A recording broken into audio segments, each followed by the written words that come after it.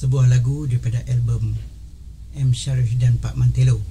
Dan ini terbitan tahun 1991. Lagu ni nyanyian Pak Mantelo, tajuk dia Cakap. Dan lirik lagu ni saya buat sendiri, menggambarkan tentang perkataan cakap daripada mulut kita. Cakap itu, cakap ini, cakap macam-macam cakap. Jadi pakat-pakat dengar lagu ni, lagu Cakap, nyanyian Pak Mantelo. Cakap kurang, cakap banyak silap. Cakap boleh cakap, tapi jangan kerap-kerap. Cakap yang berguna mesti tegas dan juga mantap. Cakap yang menghargai.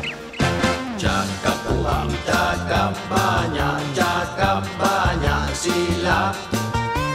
Cakap boleh cakap, tapi jangan kerap-kerap.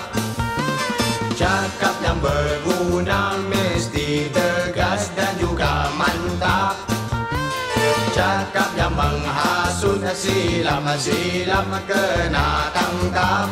Bila berkumpul pakat mengata, diri sendiri saja yang betul.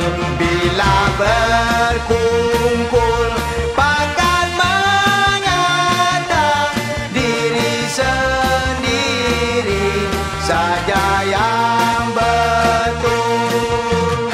Cakap kurang, cakap banyak silap. Cakap boleh cakap, tapi jangan kerap-kerap. Cakap yang berguna mesti tegas dan juga mantap. Cakap yang menghasut silap kena tangkap. Kita jangan hanya suka pandai berkata-kata, tapi tak betul semua karena banyak berdusta.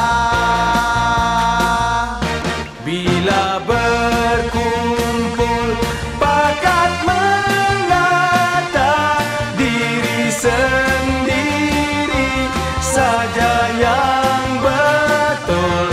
Bila berkumpul pakat mengata, diri sendiri saja yang betul.